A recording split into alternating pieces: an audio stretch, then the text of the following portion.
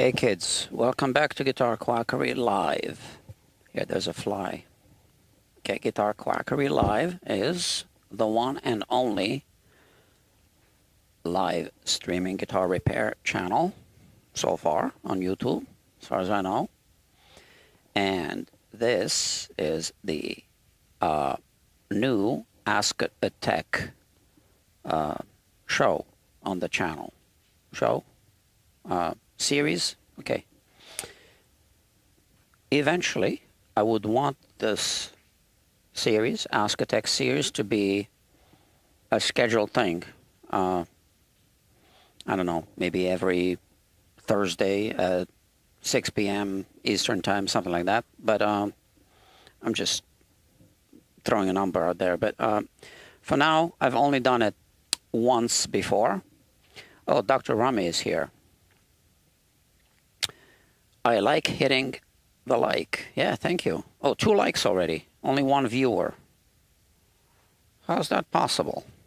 It says 1 viewer, 2 likes. I don't think these stats are updating in real time. So, Ask a Tech. So today's theme is Floyd Rose. So you can ask me anything about the Floyd Rose setup or the Floyd Rose, any Floyd Rose questions in general, I guess. Although I'm not a historian, so don't ask me about the history of the Floyd Rose because I don't know much about that. I do know that it's a German thing, but I don't know anything other than that about the Floyd Rose history. I don't even know if it's named after Floyd Rose, as in, if that's the name of the guy. I don't know. You tell me. I don't know. I'm not really interested in that. I just want to know how to set it up. All right, we need a little more light here. We have a guitar here. So now, I'm not doing like a full service. I'm not streaming a full service on this guitar. Hold on. There's a comment. You can tell us about different spring types. Red ones are the strongest. You know, I don't know that. So I'll only answer the questions I know the answers to. But yeah, I don't know all the answers. Okay. I'll just tell you what I know.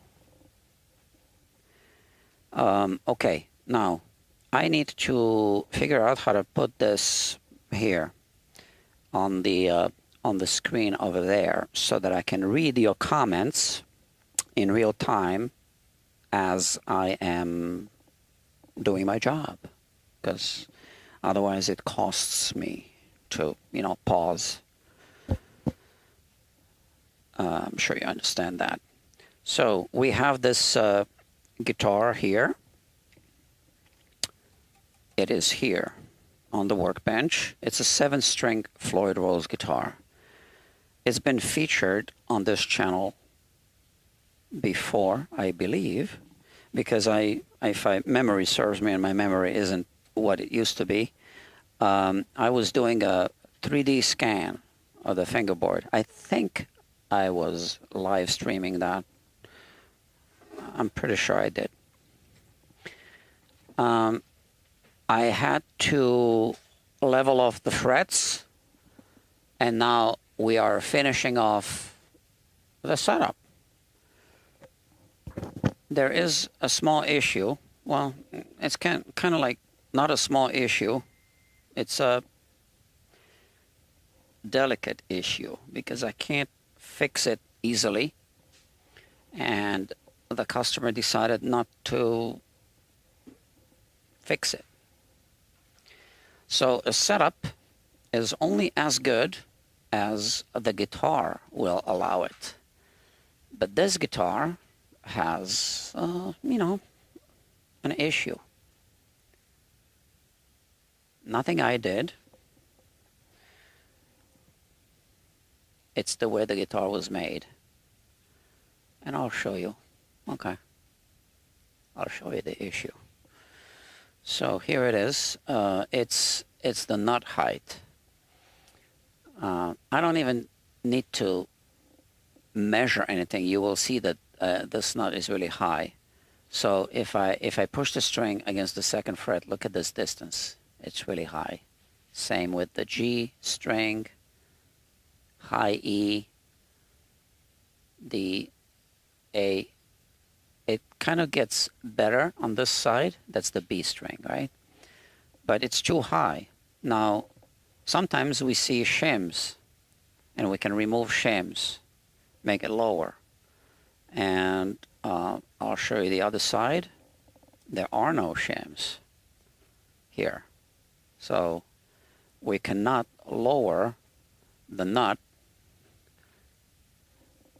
easily. So the easy way would be to remove the shims. We can't do that because there are no shims. So the only way to lower the height of the nut would be to fix the nut shelf. So the nut shelf is, the shelf that the nut is seated onto. And the only proper way to do it on a guitar like this is with a router. And the only way you can do it with a router is to make a platform, a jig for the router to sit on and guide the router. And yeah, so, that really adds to the cost of the service, and the customer just can't, do this right now. So we are just dealing with a situation that isn't perfect. All right, so let me explain some other details. We have a Jackson headstock. It's a Jackson guitar, that's why it's a Jackson headstock. And that's really not my favorite headstock shape. So if I remove this, you will see how this string is being pulled in this direction, right? Yeah, I just don't like, they fan out too much. So I like it when the strings go straight through the nut, and when we don't have this type of situation. So there's more than one way to do this correctly. What I'm doing, because we have a Jackson style headstock, I'm going to keep the caps on the nut, but I'm going to keep them loose. So why is that? Well, like I said, because these strings, okay, hold on. I'm manipulating my switchers and all. So I can switch it here, I can switch it here. This is kind of new. So here. Oh, come on, cooperate. Yeah, because the string is going in this direction, you can see this additional break angle here. So if I completely remove this and I keep it off, this string might just pop out like that. So because of this, when I work on a Jackson guitar, I like to keep this capped.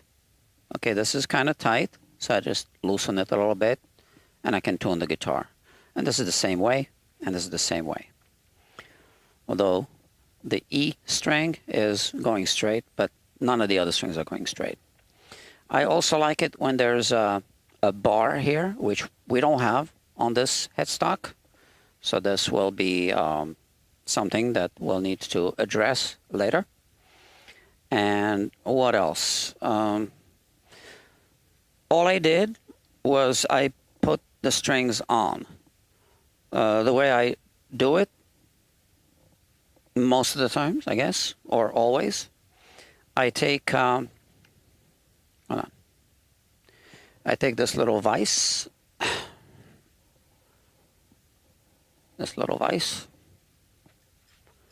and I place, I have another Floyd right here. Since we're doing a tutorial, might as well show you.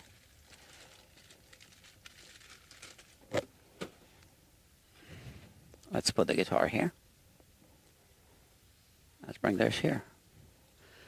Yeah. So I like to use this repair vise, and here we have the trem block. Just put it like this in the vise. That's a 6 strings from Floyd Rose. This is a 7 string. Okay. And then I do certain adjustments to this before I put the strings on. Let's talk about it since we are doing a tutorial here. I'll show you. All right, so this already has been done here, but let me just explain. So I want these fine tuners to be all adjusted equally to the same height, okay? And I want them to be centered, okay? So the same amount of threaded portion here and here, okay? So that's one thing. Another thing that I like to do in advance is dial in the compensation. So compensation and intonation are 2 different things. So the proper terminology is, this is the compensation to achieve the correct intonation, right? So the intonation is the sound, and the compensation is the placement of the saddles, okay? Technically speaking, okay? But obviously, we all know what it means if you say that you dial in the intonation. It's just technically speaking, it's not the way you should say it. So we know roughly what the positions of the saddles should be. So I just kind of rough it in, dial it in. If I'm working on a guitar that already has strings on, right, which is pretty much always the case, I kind of check the intonation with the old strings, and then I can see what played sharp, what played flat, and then I adjust roughly the intonation simply by eye based on the intonation measurements from the guitar. Okay. So what else do I do? Well, you know, if it's used, I clean it, obviously, I service it, and that's about it. Okay. Sometimes I take the whole thing apart. We're not going to do it now. I didn't do it for this one because there was no need to do it because the guitar is clean. Right? There are some questions, so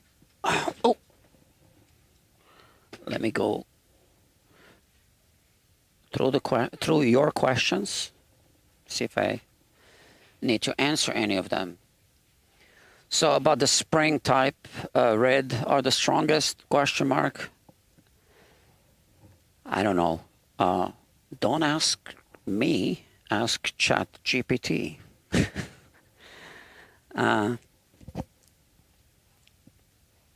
Never have been a fan of the whammy. Okay, that's not a question. And then, what is this about? Oh, yeah, okay. So this is a new series on this channel. This channel is Guitar Quackery Live, and the name of this series is Ask a Tech About, and I pick the theme. So the theme of the day is ask me anything you want to know about the Floyd Rose. So I need to be strict and I need to be fair. So if you ask me about something else, I will not be able to answer during this live stream because I want to be fair to all other people. And I want to keep it on focus, right? Okay, so let's start doing the setup. So once again, for all of you who joined later, I already put the strings on. I actually replaced the nut. I did a level crown and polish of the frets. The strings, the guitar is not in tune yet, but it will be. So the first thing, we want to tune the guitar. And I'm just going to use this tuner. So we're going to tune the guitar. and then we are going to adjust the truss rod, because we cannot adjust the nut height like I explained. I can't repeat everything now, but we're going to tune the guitar. And I want to use a little box, something like this, you'll see. So, and I have this wedge. I have a few of them. Let's see. So I have these wedges. Okay, let's put the straight edge away for now.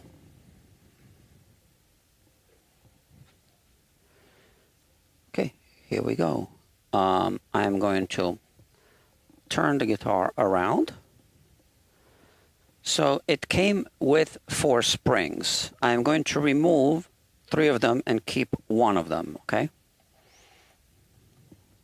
So this is how I remove the springs. There is a specialized tool for that. I have a lot of specialized tools.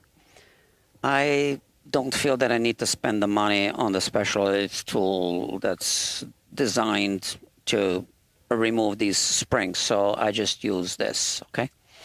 And I just, you know, like that, remove it, okay? Now you can see that the strings are pulling the Floyd in that direction. You can see that. And this is why we need one of those. Oh, please, doesn't fit. Okay. And I'm going to remove this spring as well. Okay, hold on.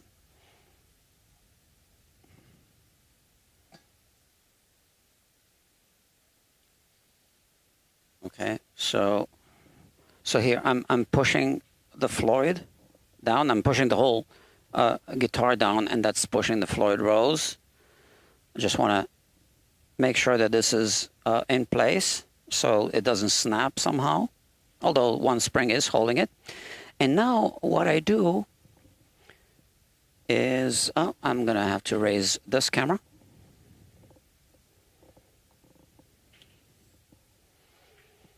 Let's see. Is this in focus? Kind of. Hold on. I need to move the camera. And zoom in. And focus. Okay. So, so here. So I am going to be pushing like this, and now I just removed that wedge, okay? And we want to adjust it so that it's parallel to the body, like this. You can see that, okay? And now we have, so we have the bridge plate is parallel, and we have this here. Now, because this sticks out, we're going to use a box so that we can put the guitar here. So we'll raise the guitar and put the neck rest here. Simple. All right? So now the bridge plate will remain the way it is. It's not going to move. And now we can tune the guitar.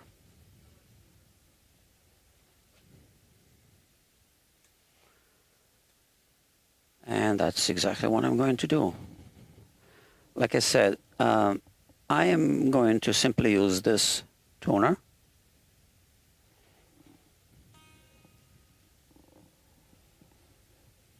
So let me put these away.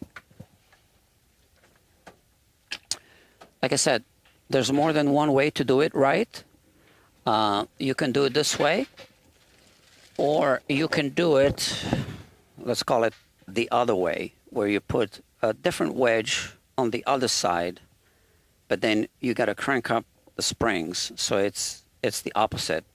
And I believe that each one of the methods has its own advantages.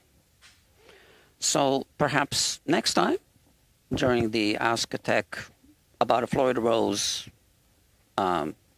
program, I might do it the other way, okay? This time we're doing it this way, okay? Does that make sense? Okay, so let me think. So here we have, we have this box here that's holding the body of the guitar raised so that we don't knock this wedge out of place. And we have a neck rest. We're going to tune the guitar, and then we're going to adjust the relief. So when I do that, when I adjust the relief, I always have the guitar on the bench. That's how I do it. And I know that some people are going to say that you need to do it in playing position. I don't want to get into that. That's a different topic. Maybe we can do another show about that. So what I do is I like to actually use this neck block because it goes all the way here. And this way, nothing is pushing the neck in addition to the strings, and I'm not adding to the relief. But I am, yes, I know, measuring on the bench flat. I'm not measuring it in playing position. Now, I guess I could explain why. Well, first of all, these things are sharp. You can easily damage the guitar. I just don't feel comfortable doing it like this, and then what if it slips? And, you know, I'm just not comfortable with that. And the other reason is I like to use, when I explain this to customers, a blood pressure analogy. So when you go to see your doctor will take your blood pressure. The proper way to do it is when you're calm and seated, right? Now, you could ask the question, well, that's not how I live my life, right? I want to know what my blood pressure is like when I'm exercising.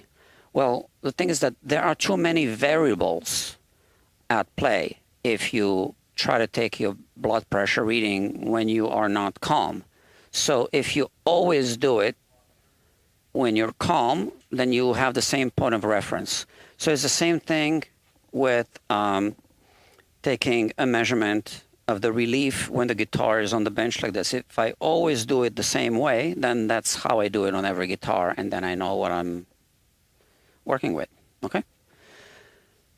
I hope that makes sense. The way I adjust the relief is with feeler gauges, which I have them right here. Well, we'll see them. And in this case, we have a spoke wheel adjustment, the best design for a truss rod adjustment ever invented, okay?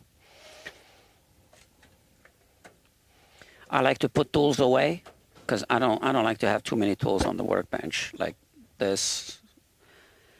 This is all I really need for now. Okay, so like I said, I'm going to first tune the guitar. So this customer wants this tuned to E standard, so that's what I'm doing. And I want to pre-stretch the strings a little bit, not too much. The reason I don't want to do it too much is I think that can cause issues. I don't want to fatigue the strings in a way, especially not the wound strings. So I'm just tuning the guitar, friends, you know, nothing to it.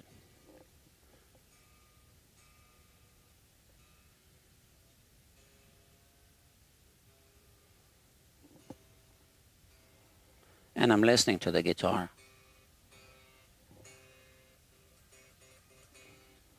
It's almost like it's something is rattling.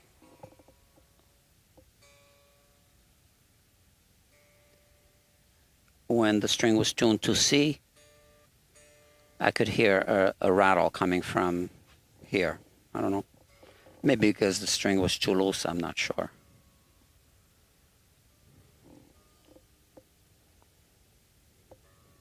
So in this case, what we have is a 7-string guitar. So these 6 strings are tuned like a regular guitar, and this one is going to be tuned to a B. That's the low B.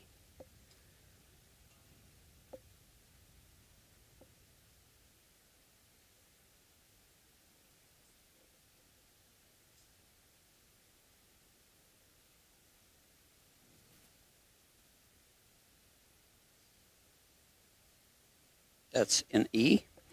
So these are, this is a set of what we would call 9-gauge strings. So that's a 9, 11, 16, 24, 32, 42, and what is this? I forget, 53 or something like that? I don't know, you can look it up. So that B string can be challenging, so we might need to raise the action a little bit to avoid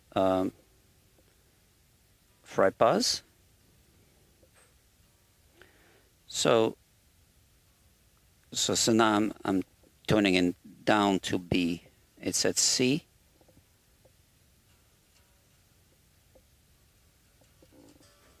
So yeah, I think I'm going to have to raise the action a little bit. But anyway, right now I just want to deal with the neck relief. So let's take some measurements of the neck relief.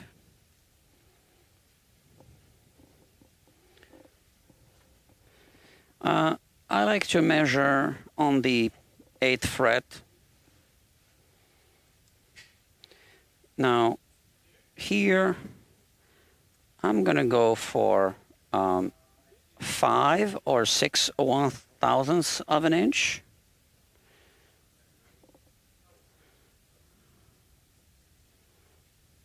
We have a little bit of a differential relief. That's great because I measure 4 and 5. So all I do right now is I just need to loosen the truss rod a little bit.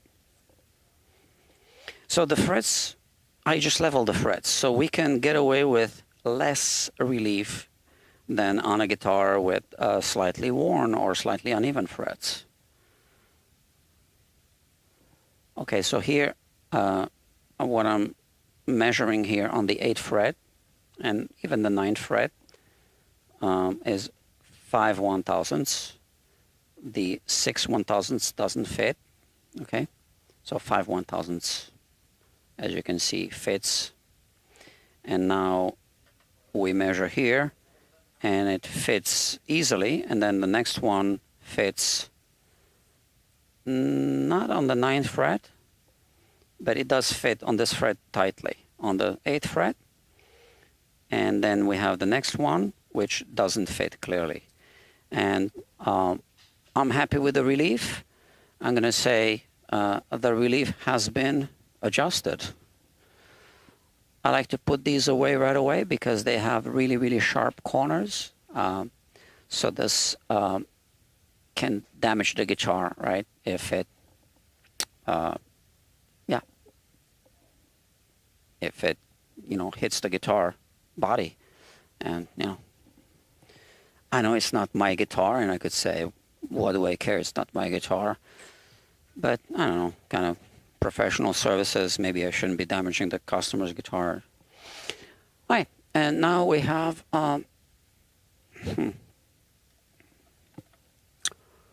so we have a 3mm adjustment.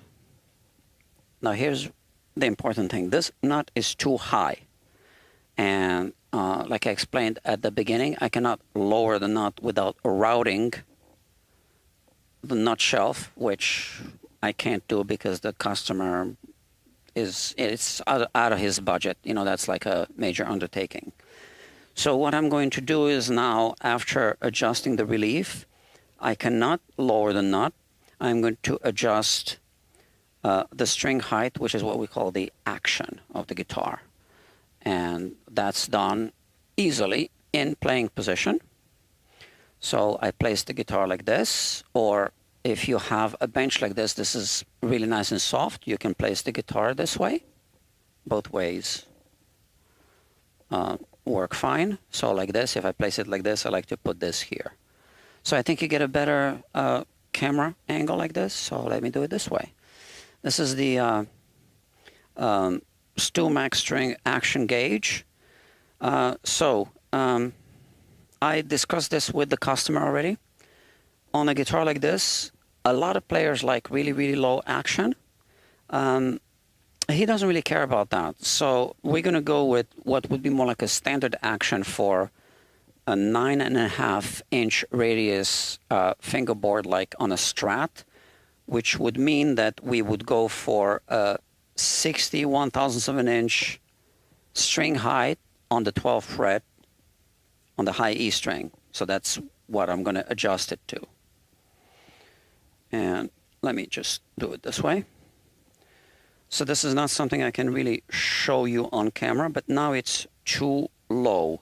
So I need to raise this bridge a little bit. So again, I have this box here.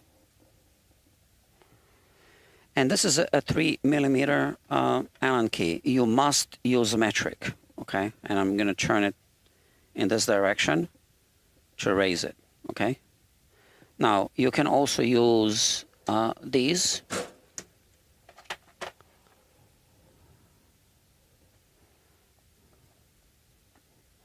So again, here I have imperial and here I have metric. So a 3mm would be this one. So it does the exact same thing. I would be turning it in this direction to raise it. So let me measure it now. It's still too low.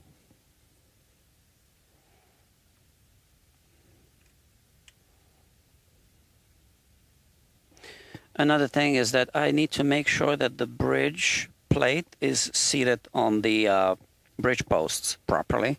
So I'm just going to do a quick visual inspection. It is, okay? I'm just going to rough it in. Right now it's at 51 thousandths. Like I said, 60 is fine, you know, for this player. But yes, I do know that a lot of Floyd Rose players, shredders, really like lower action. So this is why the setup is sometimes a personalized thing. So we're talking about this player, this customer, the owner of this guitar. So it's a little bit below 61 thousandths. And then on the B string, I definitely want it to be above 61 thousandths. So we could go to about 70 or so. Let's see how the string behaves at 70 when we play it. It's still below 60.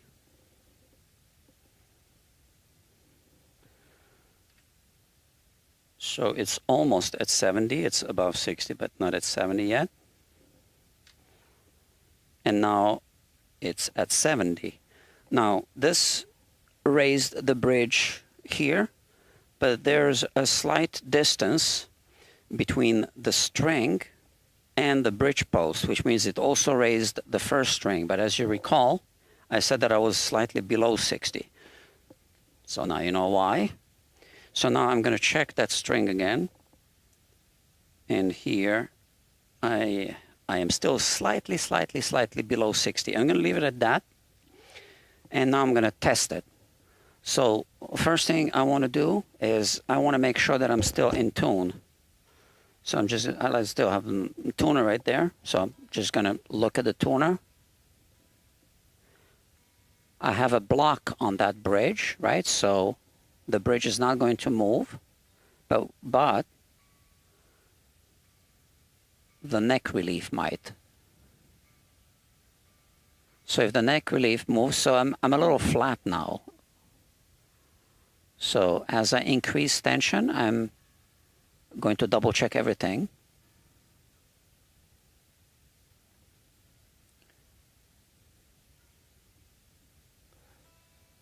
There are 7 strings, so when you retune the guitar, you want to go over the same strings again, just to make sure that it didn't, you know, by the time you tune the 7th string, that this one didn't go flat because the neck might have moved in this direction. Okay.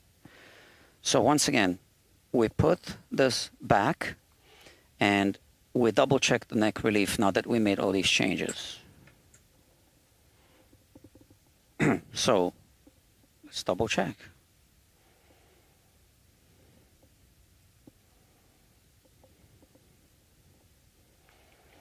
So I'm not going to explain everything again. I'm simply going to check.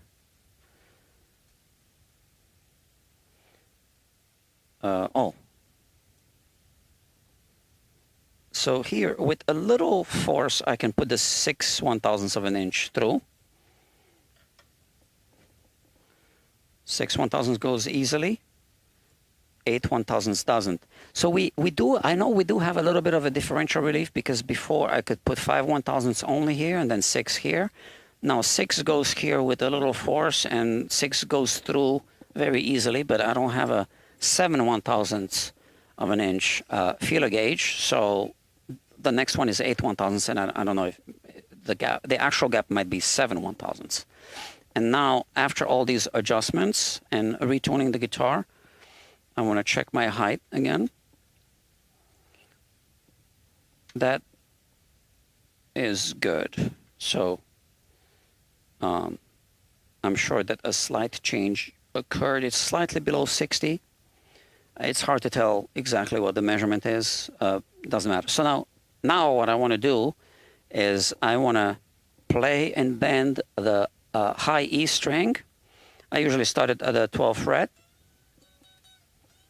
Make sure it's not fretting out. So I just listen. I listen to it acoustically.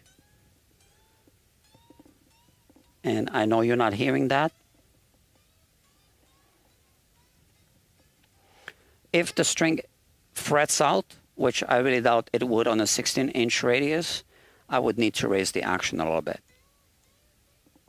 It's not going to fret out because it's a 16-inch radius and I just leveled the frets, right?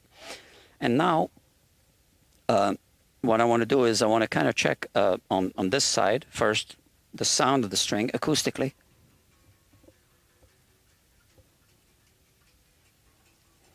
The B string can be problematic. It sounds fine. And then I want to bend it down and listen for any sign that it might be fretting out, which I'm not expecting it to. It's not going to fret out. It's kind of expected to behave exactly the way it's behaving. Let me double check everything. I'm at 70. I'm a little bit below 60. I'm good with that. So so that's where it's at. Now,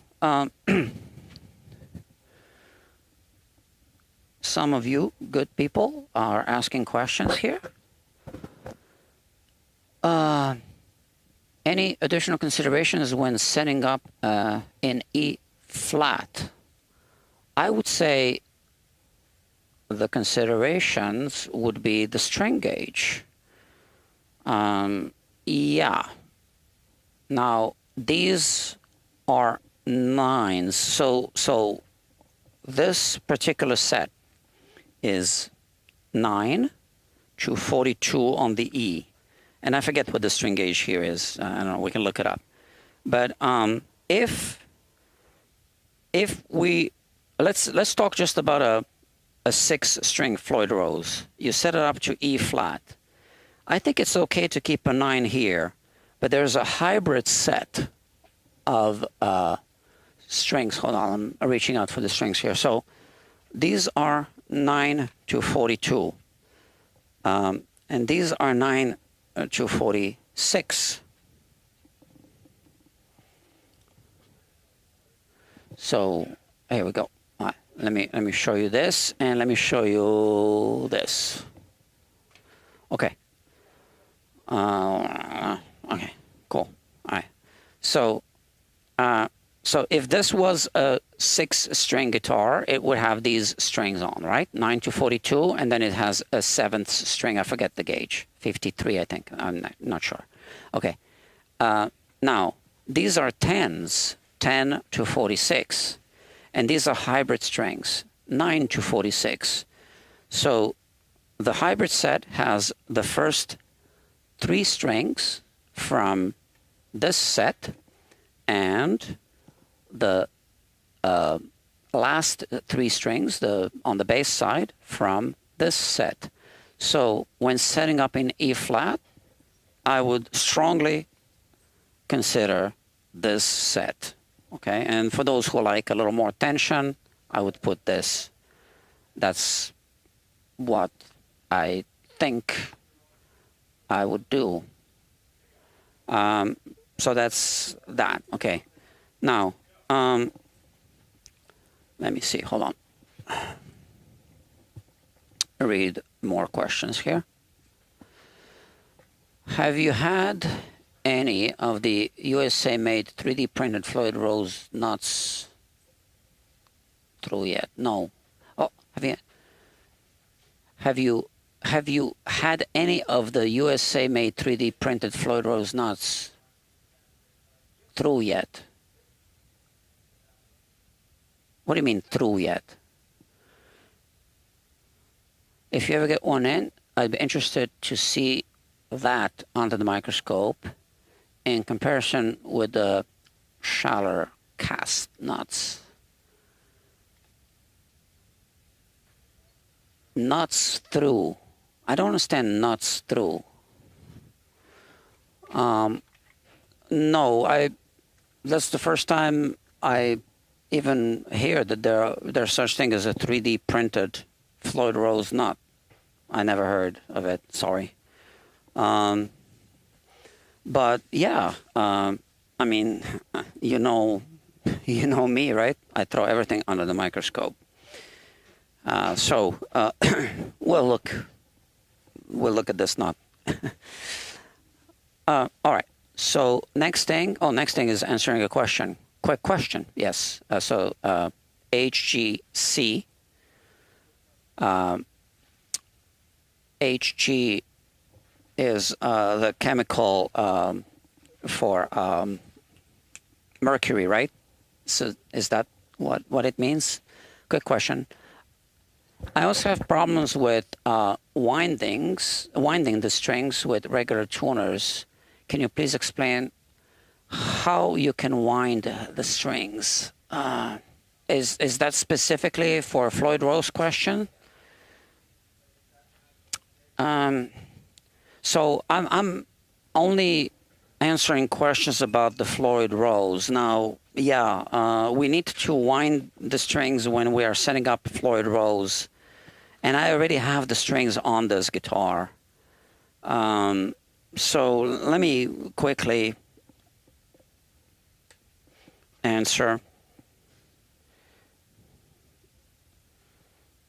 So you can wind the strings with a simple method or with a lock, or if you don't have locking tuners, right? So what I'm going to show you here.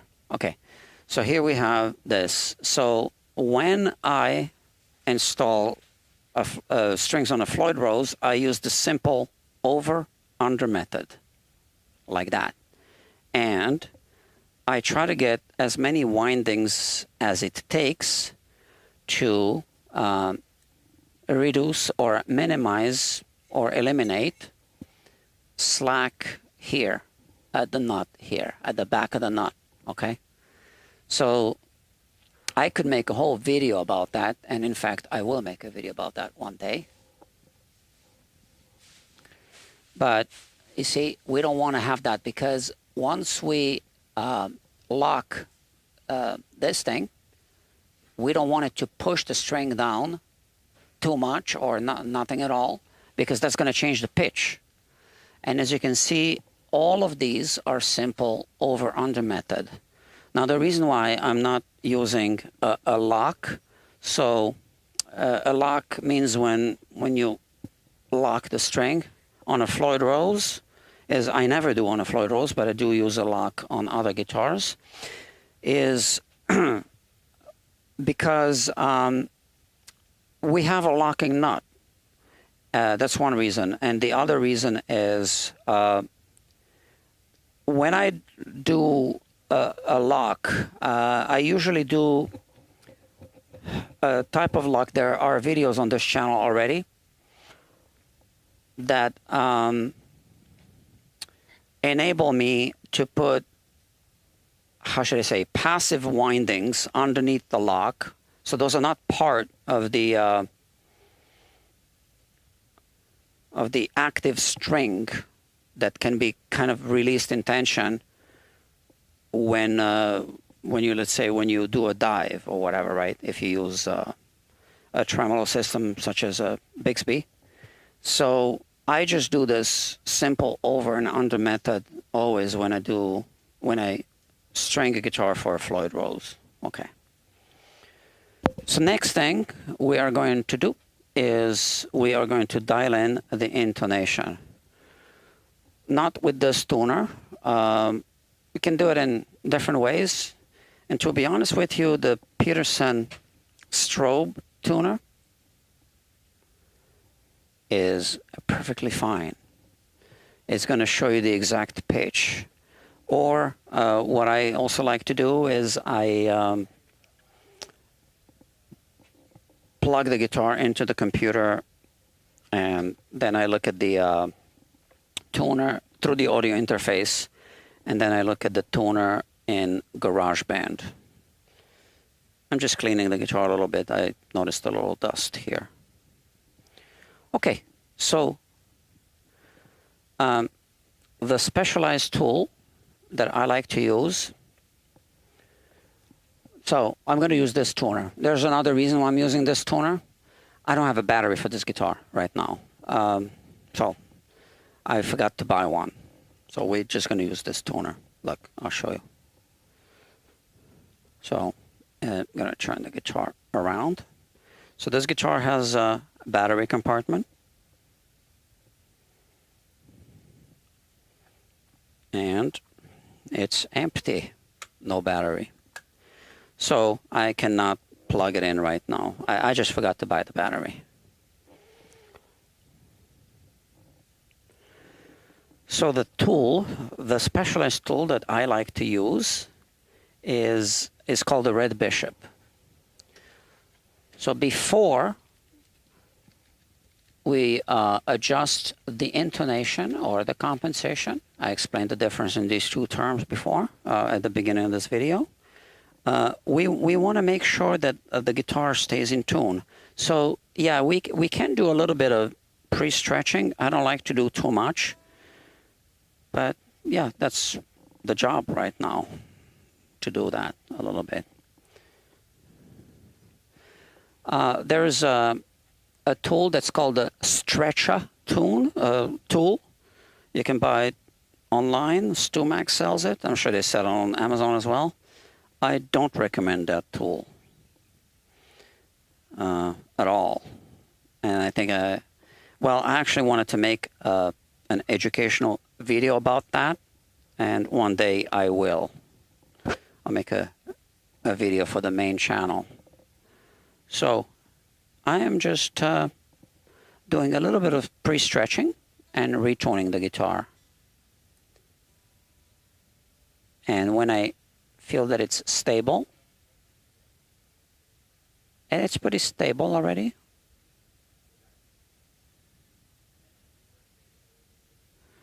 so once it's really stable, we can start dialing in the intonation, okay?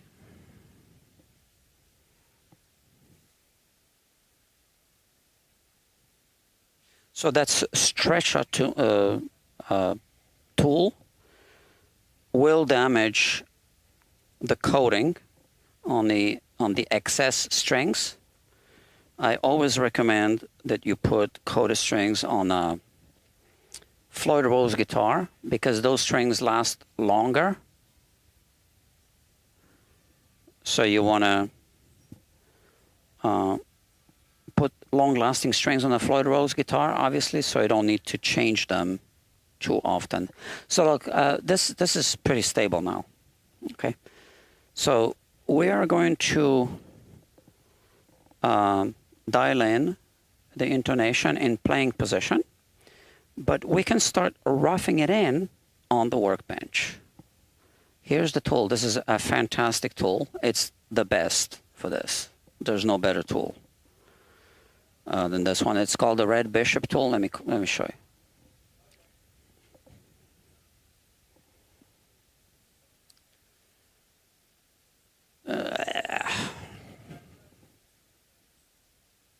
Okay, so this is the tool. It's called the Red Bishop, and I really wish that they made this anodized piece in red, if they're going to call it Red Bishop, but they chose blue. Oh, it says, what does it say here? RBIA1. Red Bishop IA. I don't know. RB is a Red Bishop IA. I don't know. Something. Red Bishop. So here you adjust the angle of this, the tilt. Here you have this little claw. I'll show you how that works. And here you adjust the position of this, which is going to be the position of the saddle. You can remove this whole thing and flip it around. No, not flip it around, sorry. And use this instead. And that puts the claw in at this height, right? So I believe that for this one, we need it at this height as we have it now. And I am just going to start with one of the strings. So bear with me, I need to make some adjustments. I don't want to have the camera in my way here. So we can start with, how about we start with the E string? Okay, let me see if everything's roughly adjusted. Yeah, it is, okay. So now I am going to show you a close-up. So I'm not going to be able to really show you, you'll see, the really good camera angle for the adjustments of the saddles because I need to hold the guitar in playing position, and I don't really have a close-up camera that works that way. But I'll explain everything like this, and then I'll do the adjustments, okay? So here we have the tool. So this goes behind the fine tuner, like that. Is that in the right place? So sometimes you need to adjust the tilt.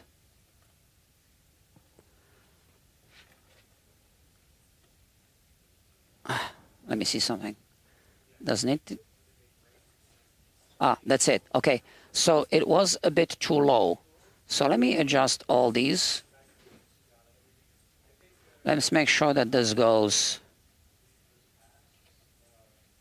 between the fine tuner and the plate. It does on all of them.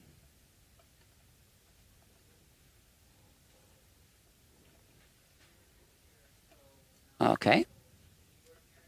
And now I just want to make sure that they're all at the same height. I'm actually checking like this. Yeah, that's fine. All right. So now, clearly, the guitar is now out of tune, and we don't want that. So let me make sure it's back in tune. And like I said, I have this strobe tuner. It's really precise. For those of you who just joined, I don't have the battery for the guitar. I can't plug it in, so we're doing it this way this time. And yeah. Okay.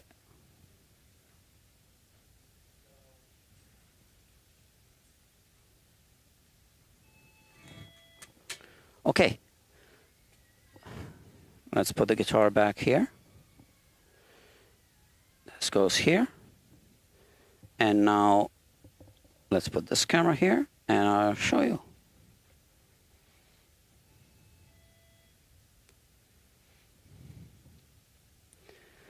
So this is the tool. It goes here. This is going to adjust the angle so that this falls in the right place. So you need to adjust both of them. Okay? Because if this is too much like this, it can slip out, right? So you want it to go inside here. There's a little claw here. You can see that. Inside here. And you see when I push it, how this moves? So we want to tighten this a little bit so that we adjust this tilt, all right, properly, so that this is neatly inside. And then we want to tighten this a little bit, right?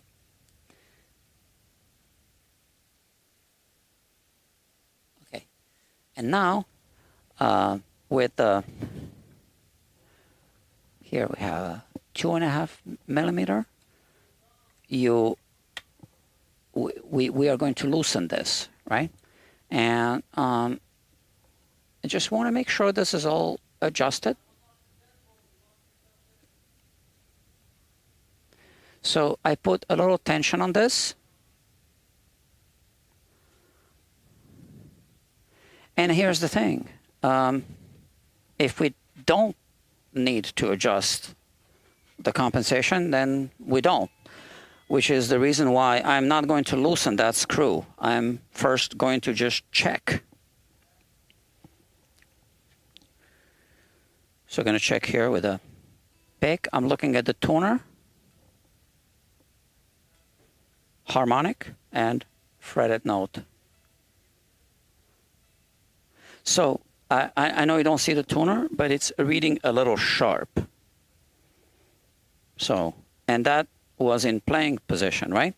So now what I want to do is I want to make sure this is tight, and I loosen this screw a little bit. And now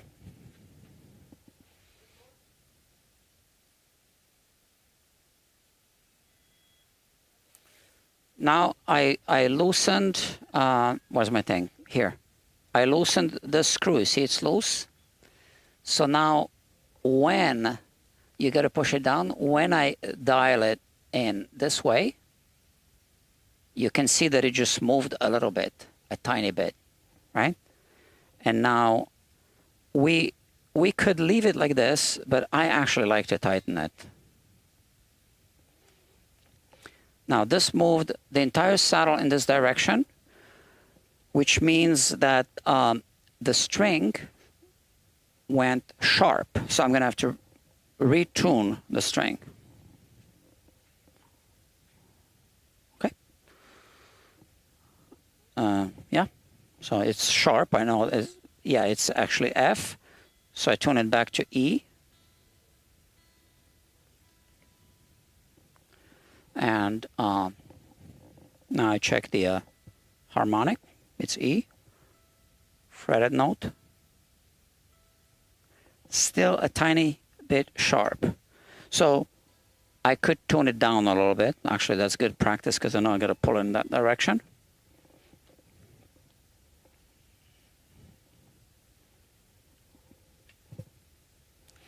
Wow. Okay. And loosen this thing. Same thing, just dial it in a little bit and tighten it. All right. Check it again.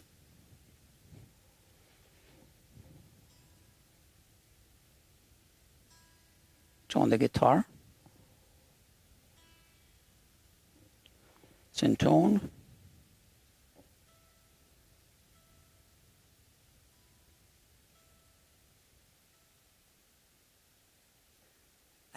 tiny, tiny little bit sharp. Okay. So same thing. Loosen the screw, loosen the string a little bit, and crank it up a little bit.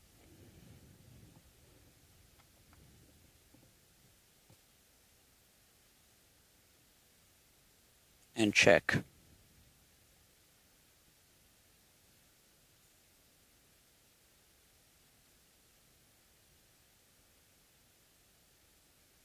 It's in tune.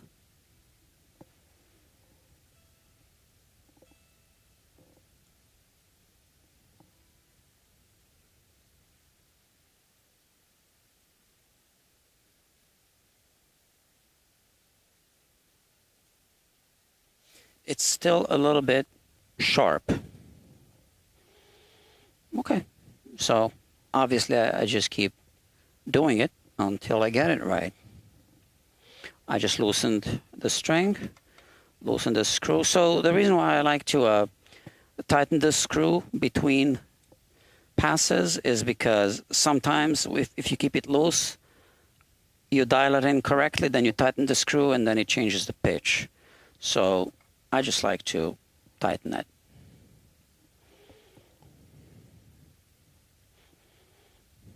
Okay, so once again, need to tune the string first.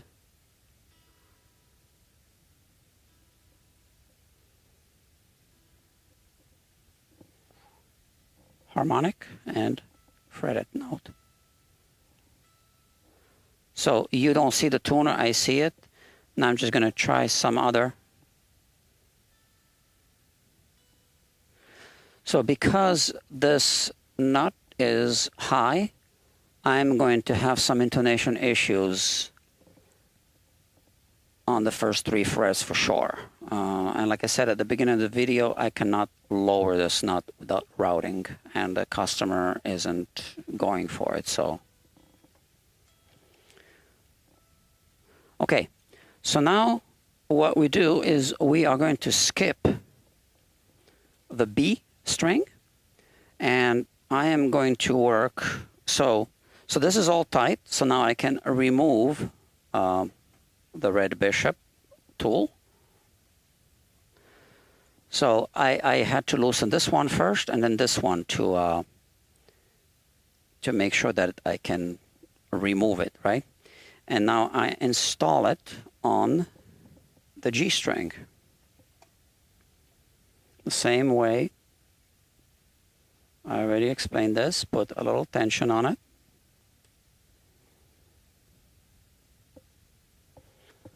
Okay, so enough tension so that if or when I need to loosen the screw that holds the saddle, so the string tension doesn't pull the saddle in that direction, right? And now I am going to check the intonation first on the G string. Okay, that's in tune. So it is sharp, okay? And I am going to do this. So, okay, so maybe I give you a nice view this time.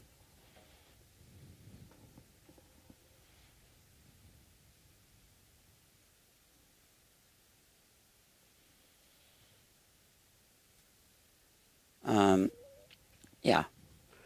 So this is nice and tight. I'm going to loosen this screw. Okay. And now I'm going to dial this in, but that's going to make the string tighter. So first thing is to loosen the string. Okay. And now I go back to this, push it down like this as I am moving it in this direction. You can see how it moves. And now I'm just guessing that this might be the correct position. All right, so this is all nice and tight. And now I can't have the camera here, so I'm going to check. look at that. It's almost in tune. So I loosened the string. It was flat, obviously. Now it's almost in tune.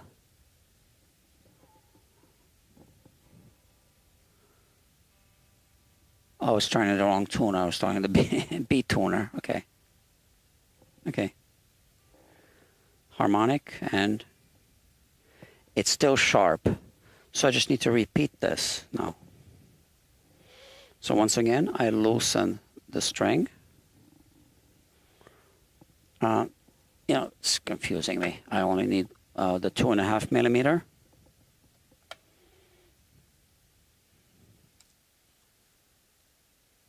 And crank it up a bit.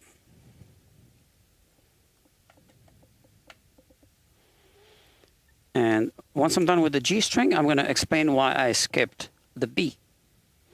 Okay, I skipped the B so that I can eyeball it first. It's going to be between, the position of the sound is going to be between the high E and the G, right? So I'll be able to eyeball it.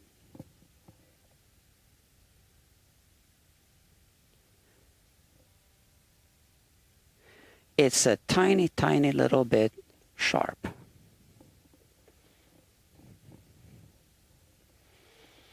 Loosen the string.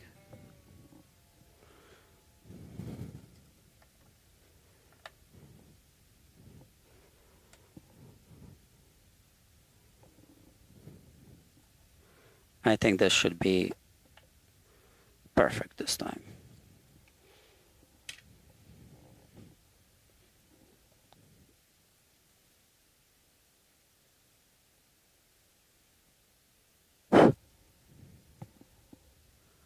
Where are we?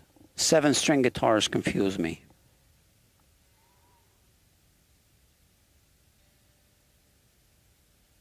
So the intonation of the low B string can be tricky.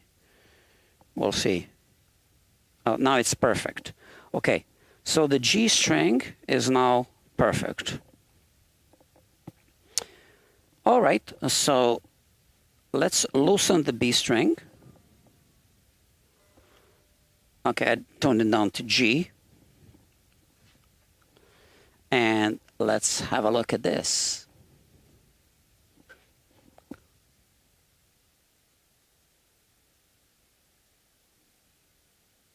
Is this in focus? It is. So we have the red bishop tool here, so we want to loosen the bottom one first. Or we can loosen both of them, okay?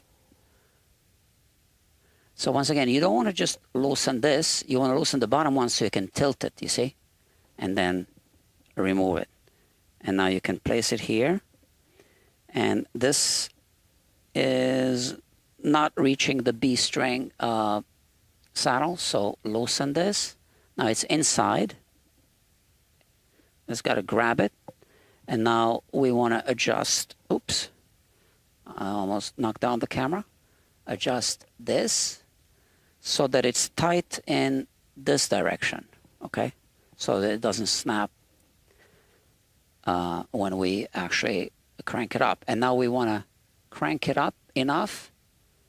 I'm just going to use my own judgment on this one so that when I loosen this, so that it doesn't release the saddle in that direction, at least not too much. Now I loosened the string already. I think it's got to be a little looser because right now the saddle position is, let's put it in manual focus, is actually in front of the E string, and that's completely wrong, right? So what we want to do is we want it to be between the G and the E. So first, let's loosen this thing. And now, as I'm pushing down, let's dial it in.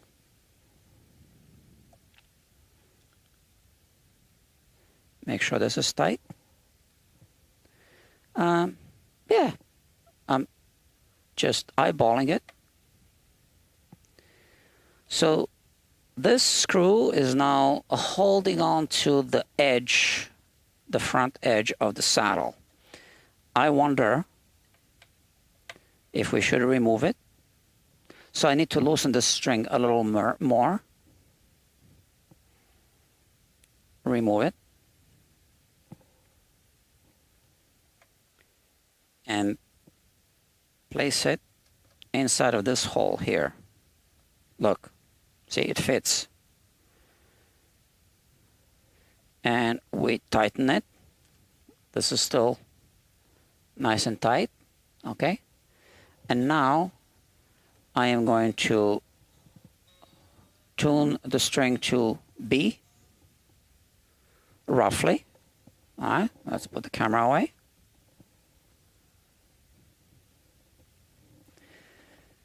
And now let's check the intonation. So if we're lucky, we won't need to make any adjustments. So that's why I skipped the B initially. So this is exactly in tune. Fingers crossed. Yeah, okay. So I got it exactly right. And so I'm happy with that. So you see, here we saved a little time. All right, so now we can skip the G because we worked on it already.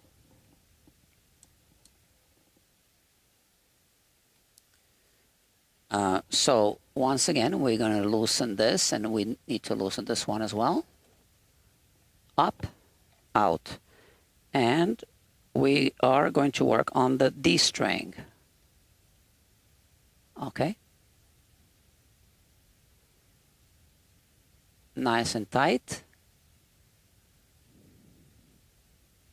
Nice and tight. Okay. We want to loosen the D string. So the D is now tuned to D. We loosen it a little bit so I can bend it here easily. And I'm going to loosen. Now that's stupid, right? Because this might already be correct as it is, although I doubt it.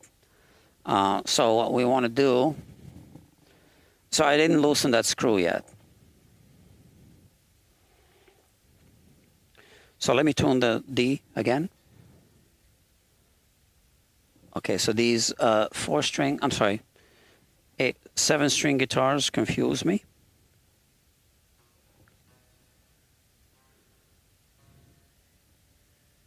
Tune it to D.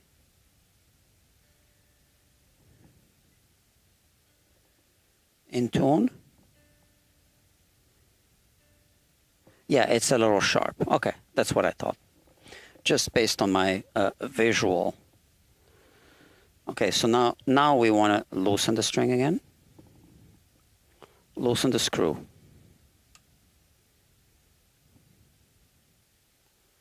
And now we want to tighten this one. And see, what I'm seeing here is a mosquito. I have my deadly weapon here. Mosquito came for a little snack. I hate it when they disappear. And now I lost it. What was I doing? Did I tighten this? Okay.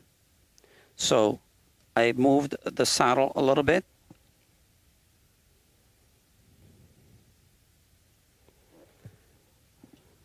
A mosquito. It's costing me time, and time is money.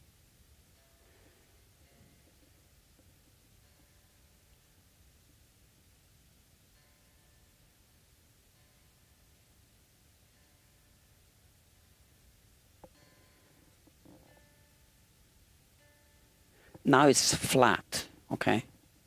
So we gotta go back in this direction now.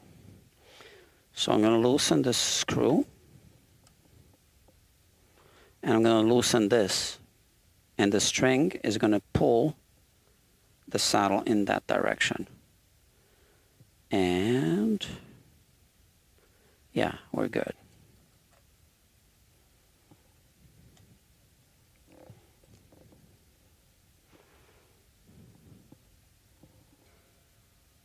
Tone the string.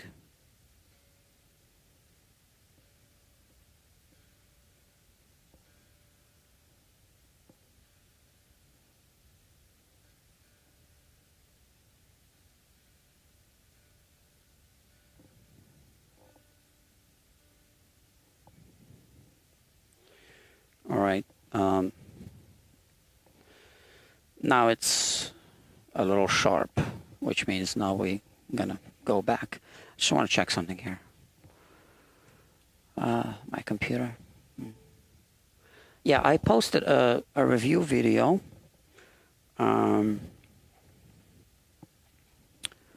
This morning. No, actually, yeah, this afternoon, morning, whatever. Been getting a lot of views. Okay. Winding the string. Please explain how you wind the string. Okay, we did that. What are your thoughts on the Floyd Rose special bridges? Well, the special is going to be, you know, not the best. The best, quote-unquote, Floyd Rose bridge isn't even made by Floyd Rose. It's made by Hantug. Is that it? Let me Google it.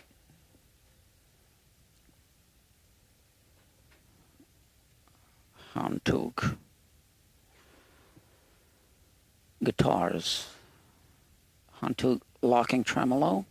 I'm going to put a link. Yeah, let me put a link. So that's Hantug.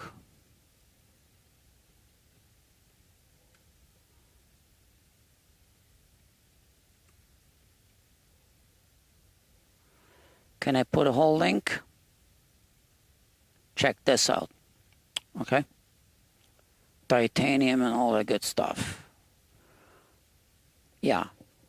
So, yeah, Floyd Rose is not one thing. It's a brand name, and it comes in, you know, you have different models, right? So the special isn't, you know what, I'm going to continue working on this. You know what I'm doing, so I need to tighten the string as I'm reading the comments, right? That's the whole point of how I actually want to do these Ask a Tech thing.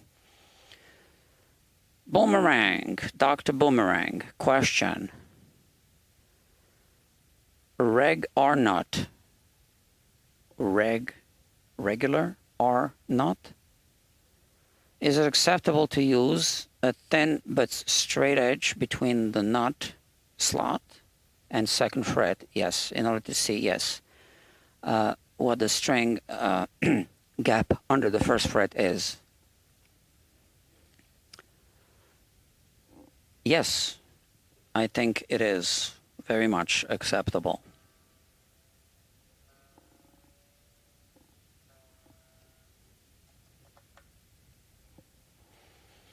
I do that all the time. In fact, that's what this thing is for. That's one of the reasons why I have that long feeler gauge. So there are some issues with that, but you see, I want to talk about that. Now, is that a Floyd Rose question? I mean, a Floyd Rose system does have a locking nut.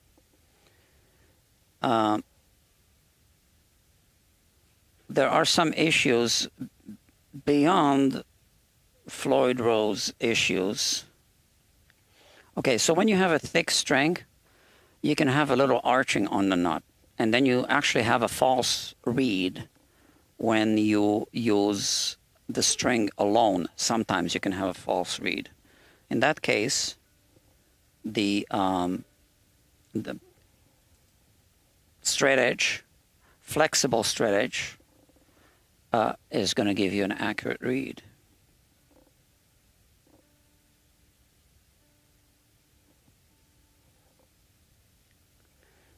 So it's still a little sharp. I just moved it a little bit.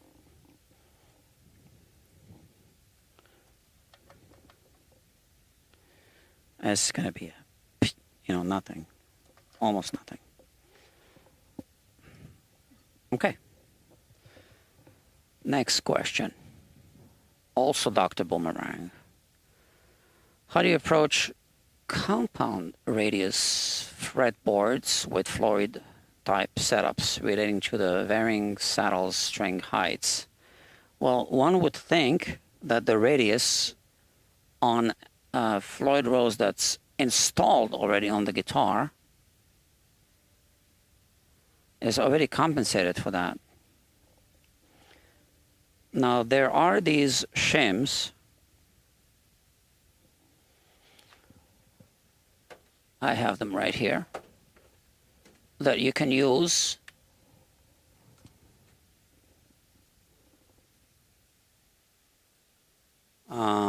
yeah, so here we have nut shim, and here we have these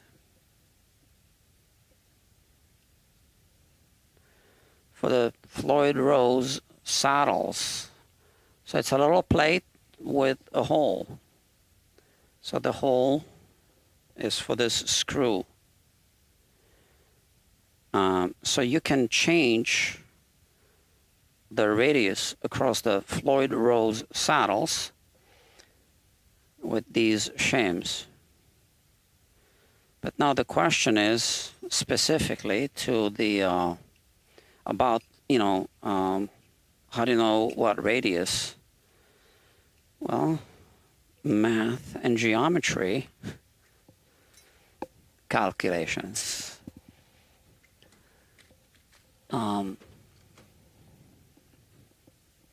Or is it spec'd on the guitar when you look at the guitar specs?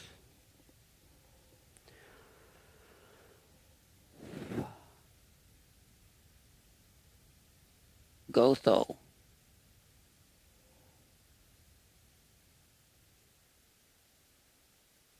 What was that? If that's a better bridge than the Floyd Rose, well, I think the Huntug is the best. Is it matched to the last fret? No, it shouldn't be matched to the last fret.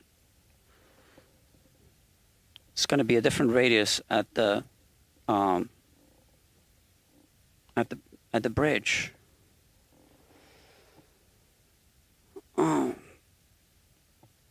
I was racking my brain about that a few times, and I can't remember what I concluded, but yeah, I mean, you can do a calculation, and you basically need 3 points to calculate, I think.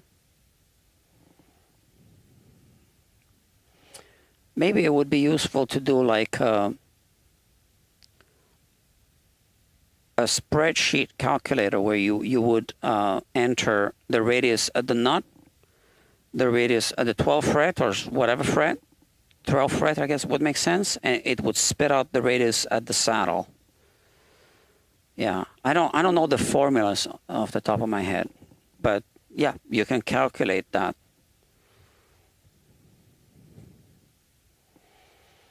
Okay, so now I'm going to go over to the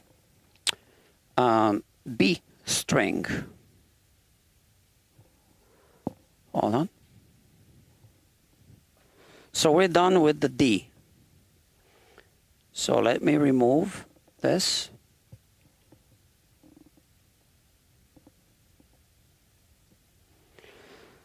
So if this was a 6th string, now I would go over to the E string. Now we can go over to the B, or I could go over to the E string. Now I hope that the B string doesn't give me any trouble. It seems like it might.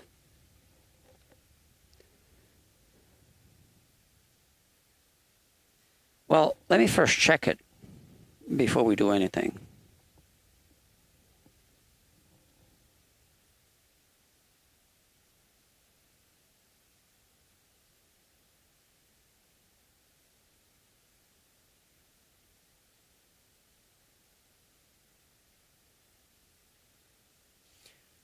it wants to give me a little trouble because the B string is thick, and I don't have much space left for that little claw.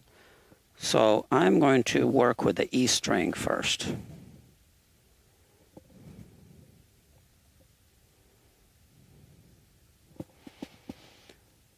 And the E string is also thick, so you got to be careful that that claw sinks in all the way, if it can. And I want to check the intonation first before we release any screws. It was tuned a little higher to pitch.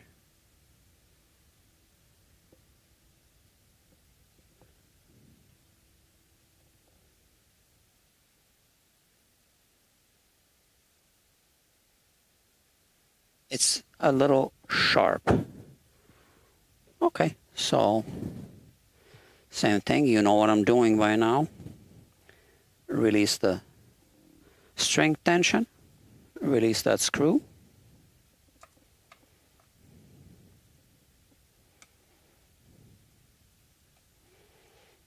Crank up the red bishop a little bit.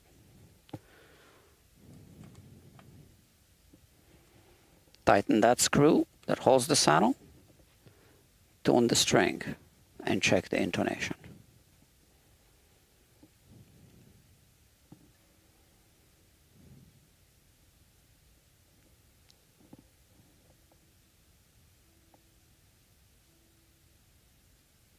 That's it. I feel like I'm going to sneeze. I hate that.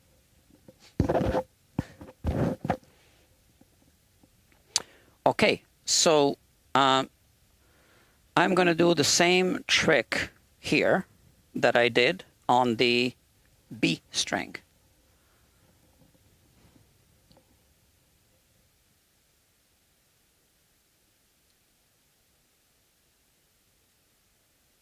All right, so here we go. Once again, we just adjusted this string, which is the E. We already did the D. This one is too close to the D. So that's the A string, which I need to first loosen. Okay, you see it's loose. Now, before I loosen this, you see I'm not thinking straight. I need to put the red bishop tool here.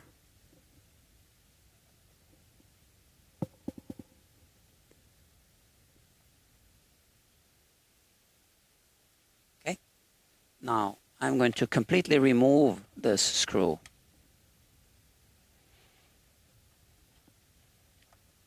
Because we are going to place it here in this hole, because I'm actually going to, it's already, fitting there. So I'm going to dial it in between the two. And now I'm going to tighten this screw.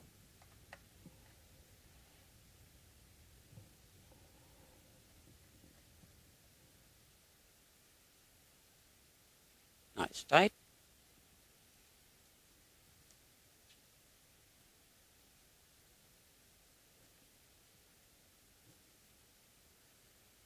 And tune the guitar.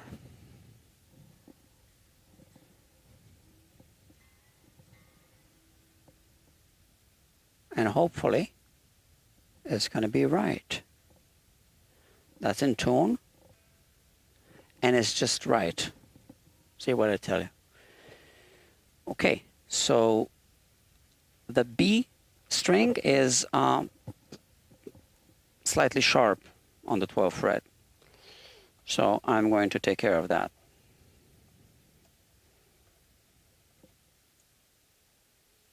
So let's see if anyone is asking any questions. The saddles, I mean. Yeah, the saddles matched. The saddles can't be matched to the last fret, the radius across the saddles. It's going to be its own radius across the saddles.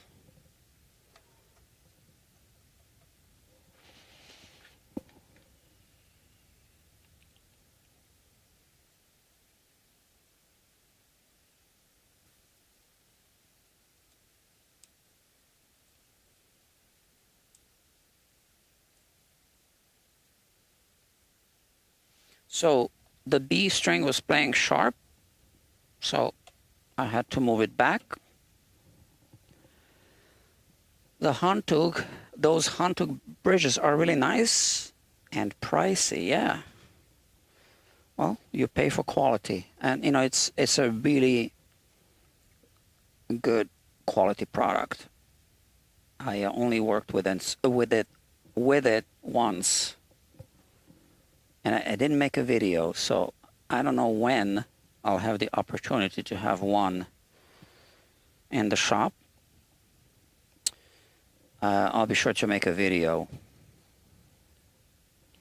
It's still sharp, so the B string can be kind of weird.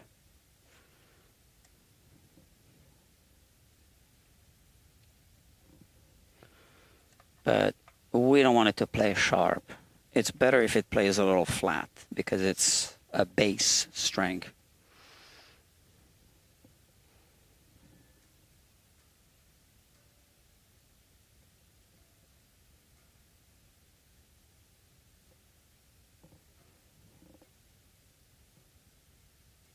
Still plays sharp. Okay, I knew I was going to do that. I had a feeling. See?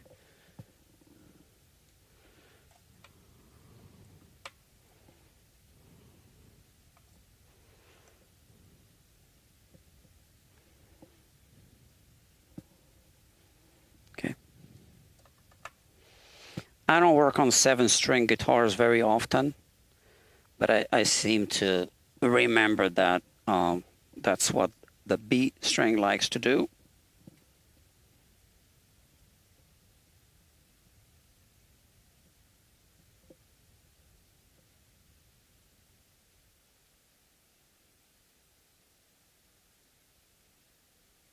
It's still a little sharp.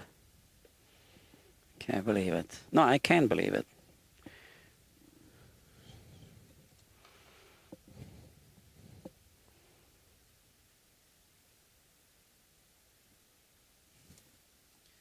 I think this should do it.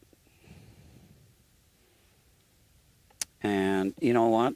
At this point, I need to do the same thing. I need to move that screw away from there, from the tip. I'll show you again, a close-up. Where's this thing? Here. Okay, so this is tight. Let's loosen the string a little more so I can reach.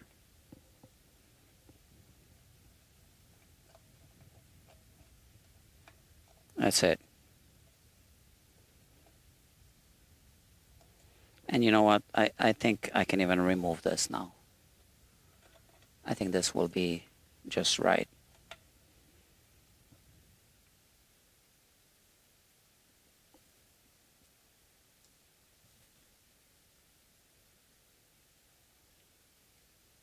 Okay.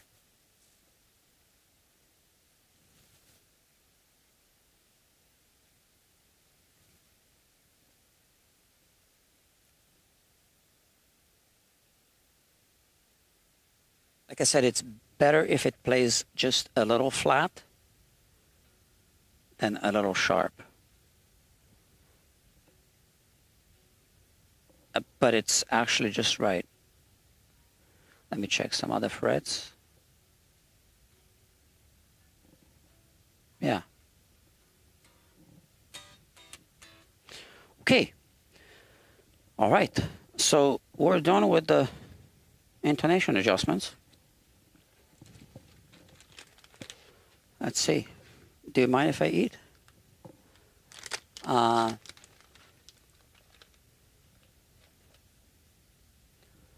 So, doctor, about my first question, it's relating to measuring without any strings being installed.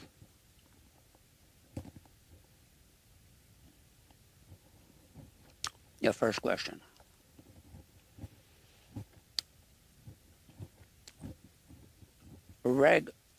Regular or not, it is acceptable to use a thin but straight edge between the knot slot and the second fret.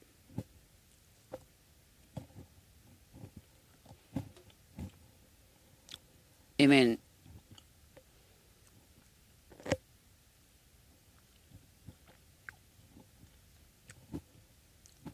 oh yeah, about the knot. Yeah. If I understand your question correctly. So you can adjust the knot height without the strings. Is that your question? We are talking about the Floyd Rose knot, right? So the tolerance on the Floyd Rose knot with shims is not going to be as tight. You're not going to be able to do it as precisely to find the height as you would on a knot that you're filing, right? Because you can only do it in increments of whatever shim thickness you have. So it's perfectly fine to use that straight edge, which I can't show you right now because the strings are on, but I can kind of explain. So we're strictly talking about the Floyd Rose knot, right? Because this is Ask a Tech about Floyd Rose. So we need to keep it on topic.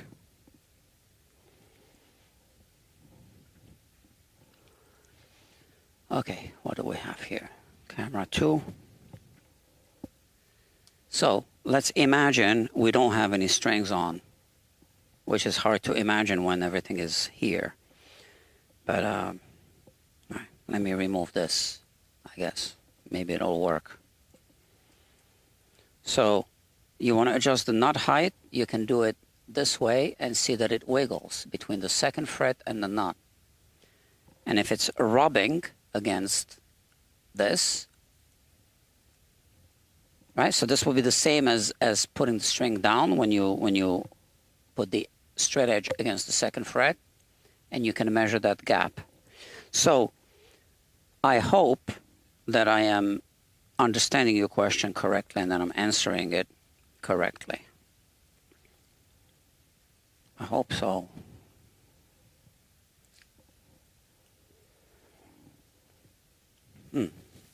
Okay, so the guitar is in tune.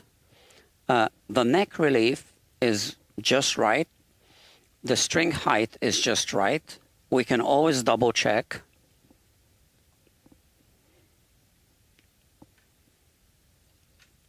It didn't change, and there's no reason to play it.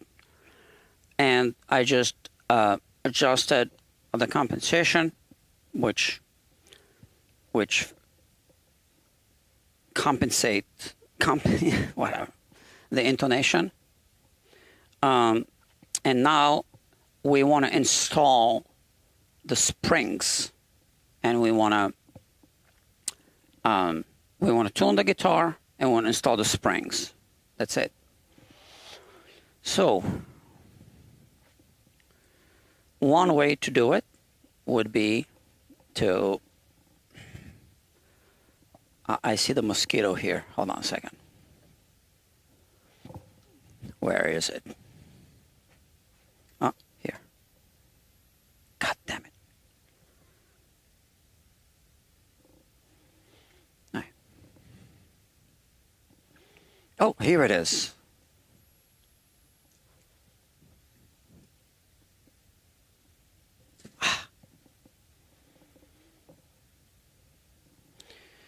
Is to strum or to do this. I don't want to overdo this. So I'm just going to keep retuning the guitar as I stretch a little bit, and when it's stable, I'm going to lock the nut and then install the springs.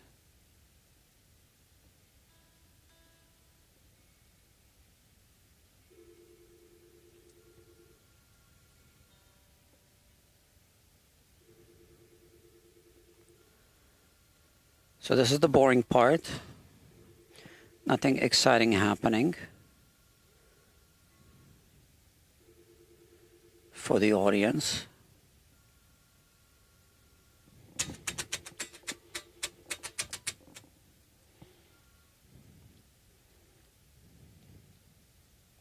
So overstretching the strings can cause issues with the wound strings. The windings need to be nice and tight.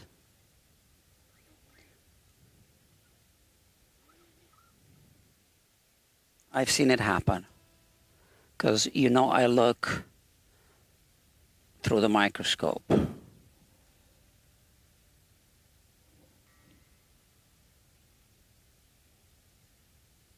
I've seen the windings get loose after overstretching the strings. I need to make a video about that on some strings. Like if they are round core strings, it's almost a guarantee that it's going to happen. Which is why I think you should never put round core wound strings on a Floyd Rose system, unless you like to change strings on a Floyd Rose system often.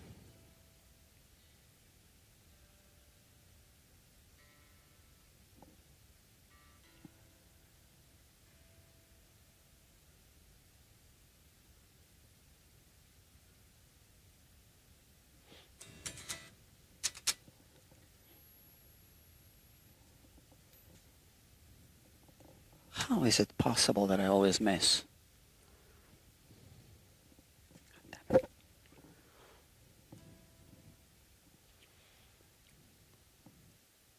Is it the same mosquito or is it another one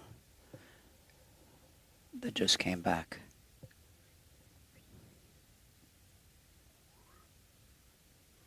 We're going to fry the mosquito and show you.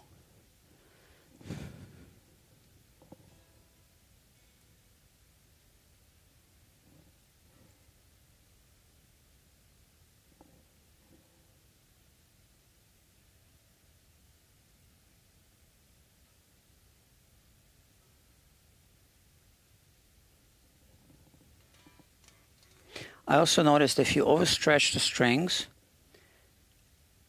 they can actually go sharp somehow later. Okay. So now I am going to lock the nut. So let me lock the E and B and check.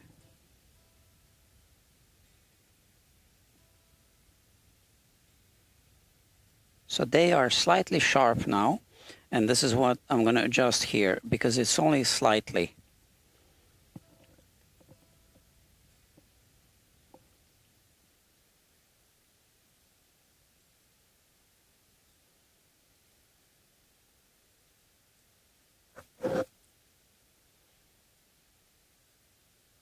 So this is locked, E and B.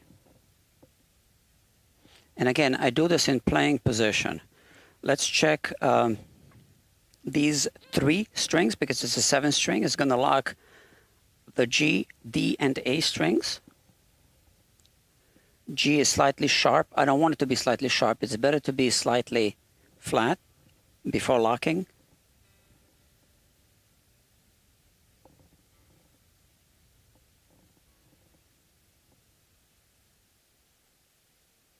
Okay, and this has 2 socket screws here. Again, because it's a 7-string.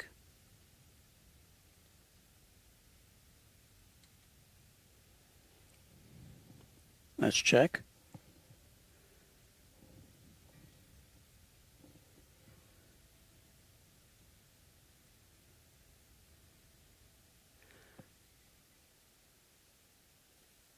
So a very minor adjustment on the G. Okay. And because our bridge is locked on the back, and a minor adjustment on the D. I'm sorry, on the A.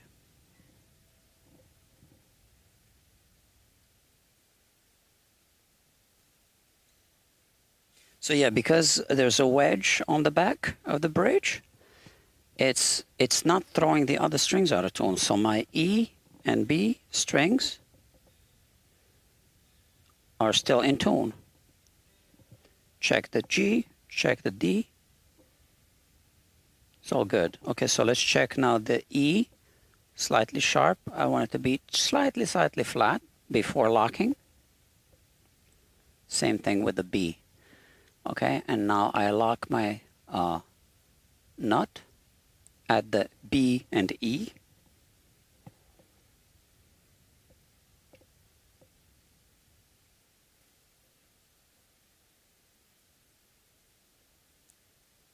So the E plays in tune, the B is slightly sharp, so I'm just going to flatten it here.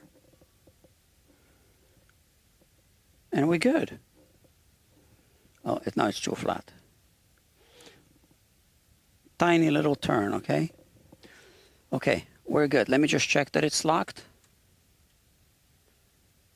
All of them. Hold on. Ah. It's right there. This is very satisfying.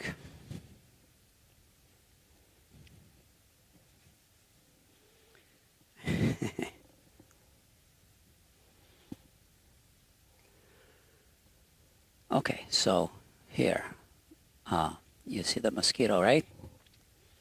Now let me push the button. Look, it's still moving. That's it. It's not moving anymore.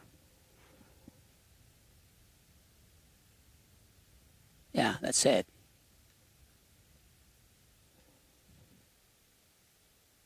I can smell. I love the smell.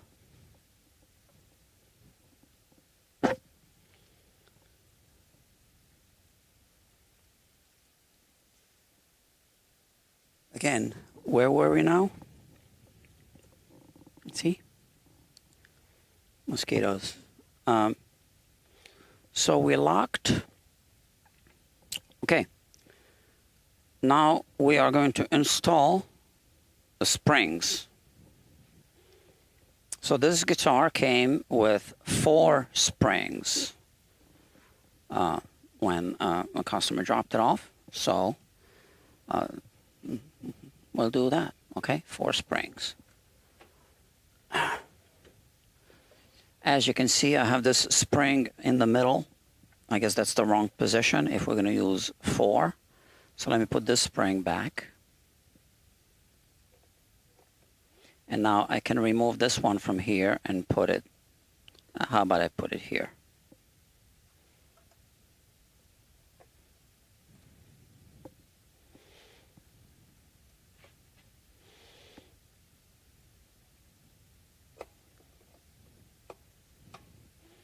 Okay, it's got to be seated all the way.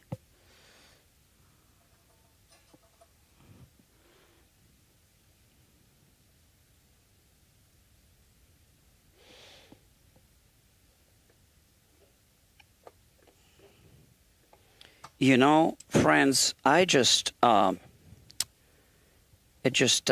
occurred to me, I forgot to send the link to this live stream to the customer. Where's my phone?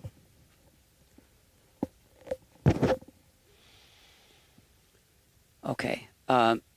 So yeah, so the customer was actually just here today.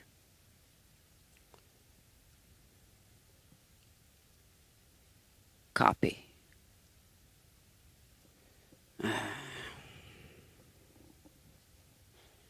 So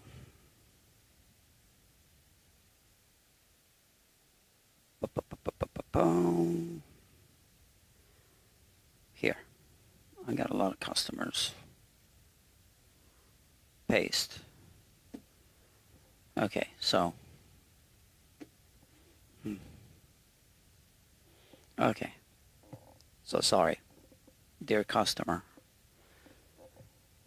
I forgot to send you the link. Yeah, but you know, it's going to be an archived live stream, so no problem. He can watch the whole thing later. Okay, and here we go. We have one more spring left.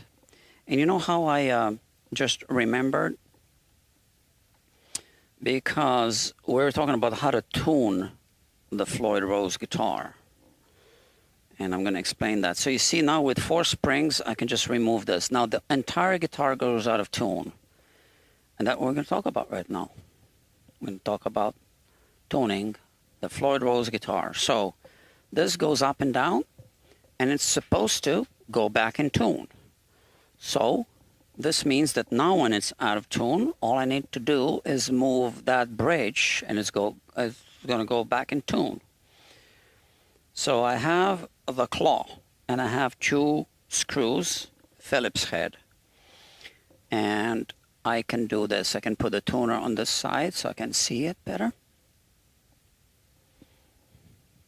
Oh, okay. I no longer want to touch the tuners here, and the nut is locked. So, and I don't want to touch the fine tuners at all. So I'm just going to strike the D string. It's playing flat, I can see that. So now, as it's playing, I just adjust the spring tension by tightening, in this case, because it's playing flat, the 2 screws little by little. I want to keep that plate parallel. Still a tiny bit flat.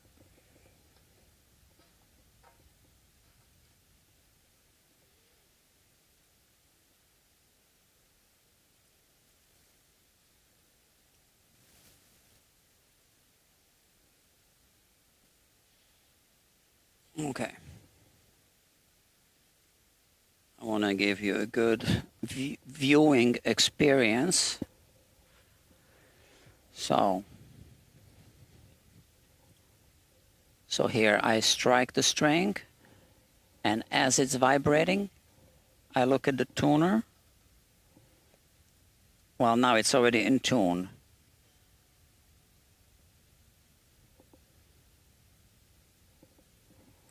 I didn't really need to turn it right now, and the way I'm doing it now is like this. So with my finger here, I'm doing this, right?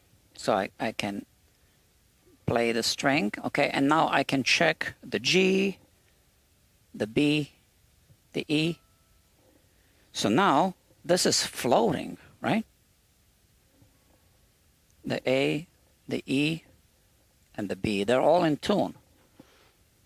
Right? So the Floyd Rose is doing what it's supposed to be doing. No. Sorry. There is a back plate. Now again, every customer is different. And this is a boutique repair and maintenance shop. So, you know, so for this particular customer, we're not going to put the back plate back on the guitar, because this back plate doesn't have the 2 slots. So if you're going to put a back plate back, I mean, you can put it back if you want, but it's better to keep it open when the back plate is like this, because you need access to these two screws to tune the guitar. So why does the guitar go out of tune? Well, one of the main reasons is if the neck relief moves. So if the open grain of the wood releases the moisture into the air because the air gets dry, it's going to move most likely in this direction. That's going to make the entire guitar go flat. So then you just crank up the springs, both of them, and then the entire guitar goes back in tune, hopefully. And if the air is humid and the open grain absorbs moisture from the air, then the neck goes in this direction slightly, right? Hopefully not into a back bow. And then the strings go sharp, and then you need to release spring tension to put it back in tune. Now, like I said, when it absorbs moisture from the air, it goes in this direction. Hopefully, I said not into a back bow, which is why you need to have a neck relief. Because if you have it straight, like Jeff Beck wanted it always to have to be straight, which is fine because he had a tech and they were always adjusting his guitar, you know, before every show, I would imagine. Then all right, it's straight, although I don't agree that it should be straight, but whatever. But if you have a setup done on your guitar, don't ask the tech to adjust it straight. Because what happens when it gets humid? Your neck is going to go into a back bow, and a back bow is something that is actually unacceptable, right? So that's that. Yeah, and that's it. Let me see if there are any more questions before we wrap it up. Just a moment. I have I am actually doing multiple things at once. So this goes here. So this is the Ask a Tech series on this channel. So, regarding, okay, yeah, I don't know those things.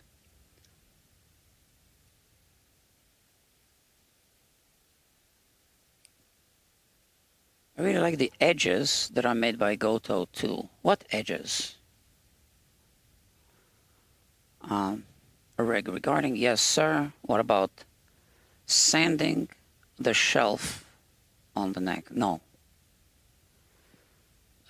There's a typo. You said self. I know you mean shelf. No, because if you use any kind of hand tool, like a file or a sanding block with sandpaper, I highly doubt that you can keep it flat. I think your hand is always going to go like this, and you're going to have a radius shelf. But that shelf needs to be completely flat. So I think the only way to achieve that is to do a pass with a router. Honestly, I think it's going to be less work to build up a little plate. One day I will do it on video, but you need to wrap the... So you need to put saran wrap around the fingerboard, put a little bit of Bondo, put a plate on top. Now it's going to have to be parallel to the shelf or maybe slightly tilted depending on the situation. And then you need something to hold it from the back, so you're going to need a couple of those things. Hold on a second. Which I made for another neck for a different purpose. And then screw it in, okay? So I'll make a plate like that one day, and you know, talk about it. But the router is the only thing that's going to work, in my opinion. So it's going to be a plate bigger than this with a slot, kind of like this. Okay, just bigger. And the router is going to, the cutting bit, router bit, is going to be limited to, you know, this, whatchamacallit, area. Okay, and this side needs to be exactly aligned to the, is this the front or the back, whatever, of the nut shelf. So it's not rocket science, but it needs to be done right. Okay.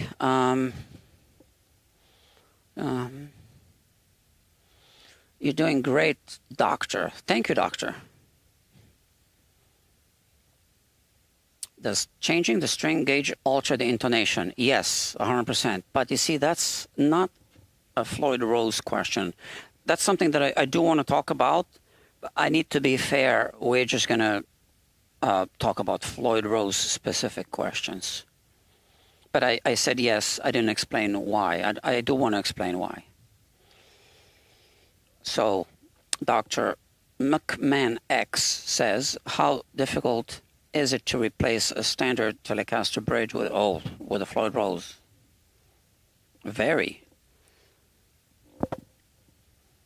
Do I have a video? Not yet. So I did a conversion of a guitar with a fixed bridge, like a Telecaster bridge, and I installed the Floyd Rose. It was a 7-string guitar, and yeah, it was a really serious project. But I need to edit the video because I made so many recordings I haven't had time to edit yet.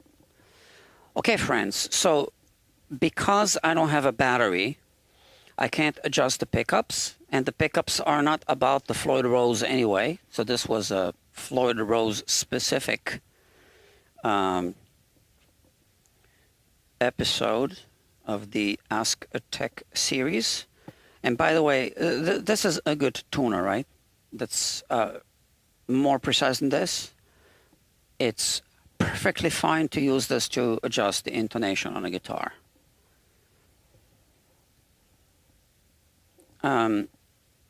Now, I would like to know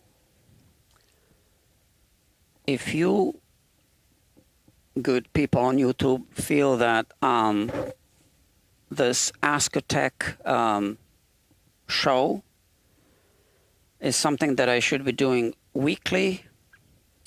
What day of the week, what time of day, I guess, is my question for the current audience. So Dr. Boomerang says, thank you, doctor. Well, thank you, doctor. Yeah, so I'm thinking perhaps Thursday. Oh, no, you know what? Thursday is not good because Steve Cassidy has a live stream. Oh, maybe I should do it right after his live stream. Maybe.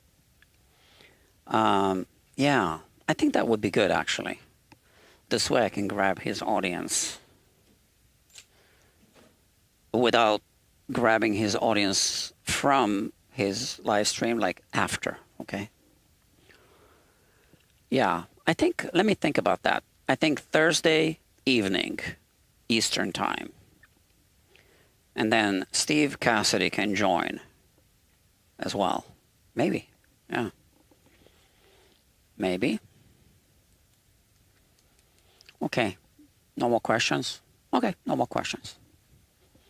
Remember, you can only ask about the Floyd Rose, not about the non-Floyd Rose issues. All right, friends, it looks like I only have 4 viewers left, 8 likes, look at that. I had 13 people watching at its peak, but they didn't leave a like. Okay. go to the main channel, check out my review of where's the guitar. Oh no, I took it home. The Indonesian-made, what they call it, standard series Strat. Okay, and that's it. So you can also leave comments. Actually, I really appreciate that. That really helps if you leave comments in the comment section after the live stream.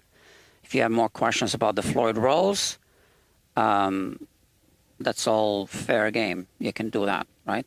So if you forgot to ask something, just do that. Or if you just want to say hello, that's fine. And I got to go. I got more work to do. Oh, it's almost 10 o'clock. And I'll see you when I see you. I'm not sure if I'm going to be live streaming the other work or not. We'll see. Thank you. Bye-bye. And I'll see you soon. Oh, if you want to buy me a coffee, there's a link. Thank you. If you don't, that's fine. And tell people about this, okay? Yeah, that's what I want to say. Because if you go on guitar forums, you tell people, hey, you know, you can ask questions about, you know, ask a tech. I think that might get people to subscribe to this channel. And we need subscribers. Okay, thank you. Bye-bye.